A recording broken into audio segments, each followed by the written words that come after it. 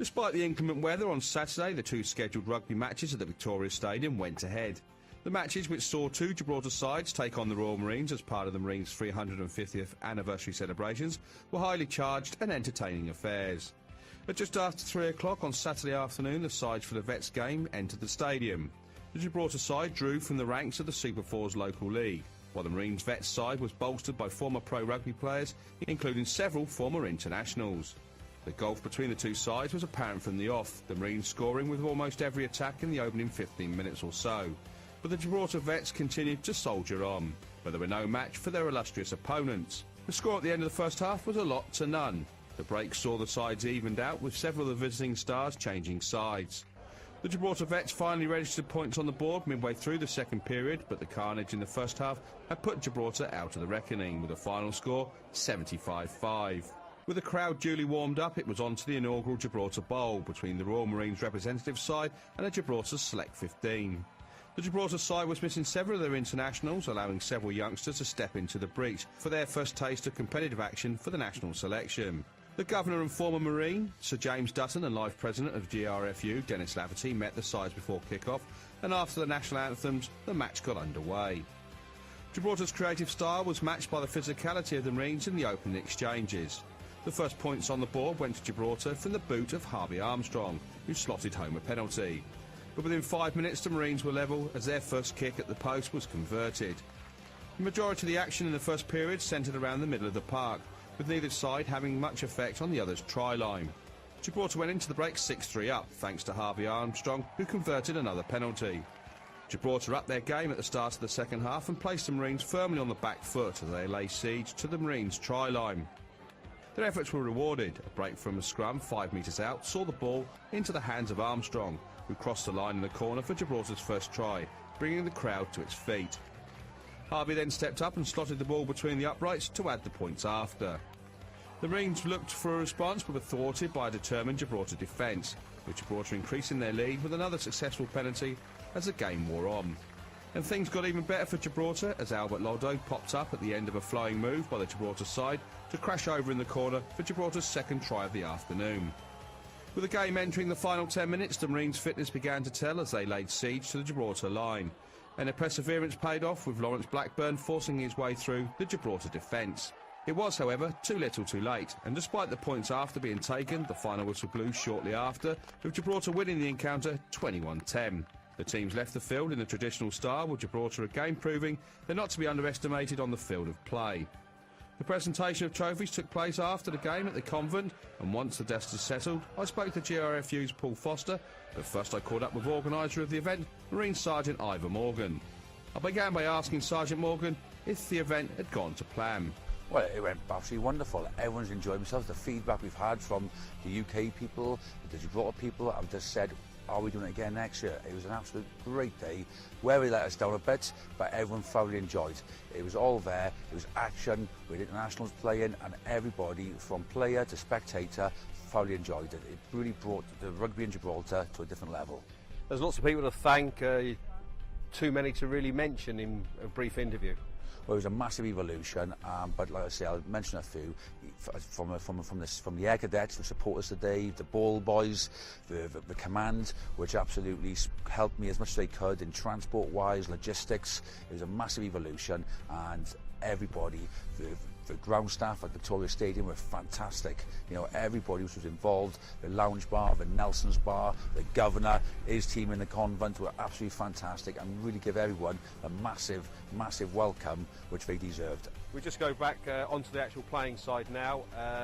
The Vets game was a bit one-sided. I thought really they were going to split the two teams up, but Gibraltar really showed that they can compete at the top level of rugby in Europe by playing the Marines and obviously winning the game.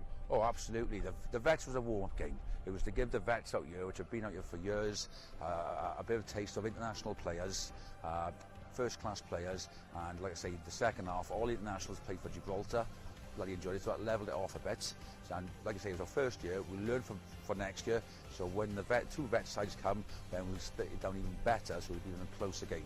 The senior team, Fedus Drum, they trained for 3-4 months. Every time I saw them, I said, boys, Don't stand around, get working, you're going to need to. It's an 80-minute game, and fair dues to them, they worked hard. If you work hard, you will get your prize, and they did, and they deserved it.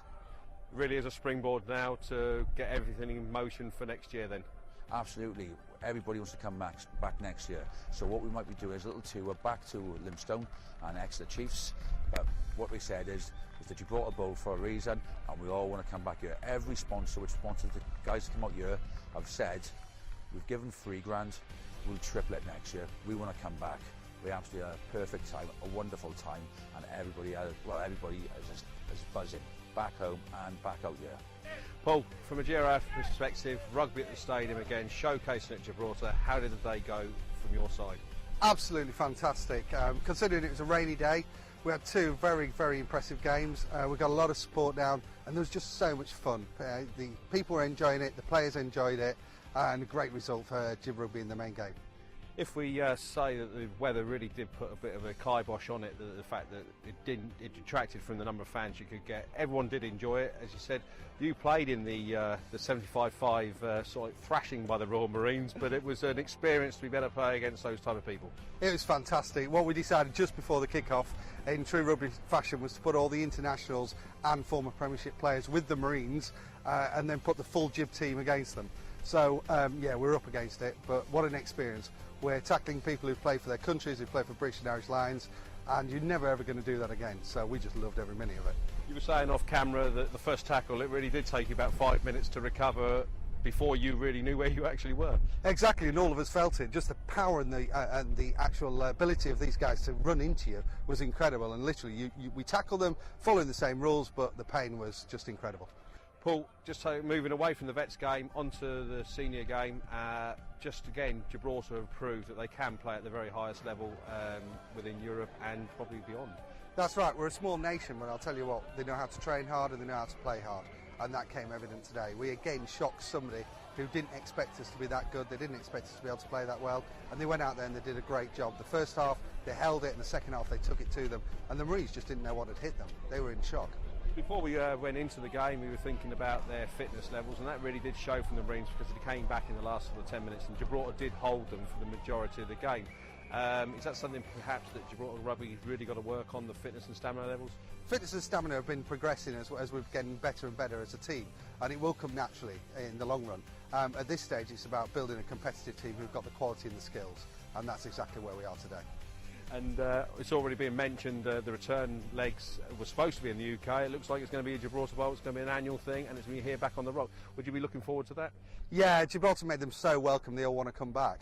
And that's so brilliantly, because there was a lot of people down there at the stadium and afterwards who met them who didn't know anything about rugby, but just had such a good time, and thanked them all for it.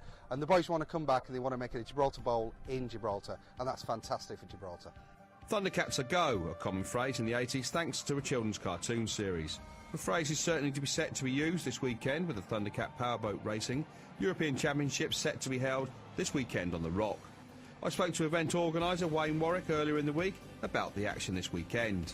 Well, Saturday and Sunday we've got the European Championships of the P750s, or better known as Thundercats. Last year we did the first rounds of the British Championship, and this year we got the Europeans. We'll be down here all day Saturday and Sunday. Racing will be between 11 o'clock and 4 o'clock with the podiums around 5 o'clock. And in addition, on Thursday we've got a long haul race, which is they have to do a minimum of 60 miles. So they'll be going round from Eastern Beach all the way round to the Aero Buoy, and also entering the harbour, and that'll be from midday, and it lasts about 2 hours, so anybody can get their lunch break between 12 and 2, pop down to the harbour and they'll see them passing there. You said they were here last year in April, I think it was, and the action was greyed out just off of Eastern Beach, but it wasn't the waves that they've tended to experience in the rest of the tour. No, that's right. They normally do a lot of the racing down around Cornwall with the big surf, so it wasn't quite like that. But I think the long haul will give them quite a challenge, because Europa Point has quite challenging seas, so we'll make up for it that way. And we've got some easterlies coming, so we could actually get some good swells down here on the beach. And there is a local participation in it as well, and the boys have actually been competing in the Thundercat series in the UK over the course of the summer. Yeah, that's right. There is a team, Jib. It's Leslie Figueres and Albert Perez. They've been racing. They did about half the season in the UK and came about mid-table, so really happy with their performance and done really well. Down here they'll be racing in the stock class, and we expect them to do well. Looking for big crowds on the beach across the weekend then? Yeah, we are. The bars will be open down here. We're hoping for sunshine, and so it should be a good atmosphere down here. And the racing, if people remember from last April, it's very close to the shore, very spectator friendly and very action packed. How hard is it to put an event like this on in Gibraltar? Extremely difficult, but we do get a lot of support from government departments, but there's so many different departments to get together that it is quite a logistic hardship. And just to get the teams from Norway, they've travelled like for 4 or 5 days on the road, bringing their boats down here, so it was quite hard to convince them to come down. Looking forward to the weekend then? Yes, very much so. I'm looking forward to Monday and it all been over. That's about all we've got time for this week, but before we go, here's a brief look at the rest of the Rock's sporting news. Tennis, and James Taylor took the title on Friday night at Sandpits in the club's latest Open tournament.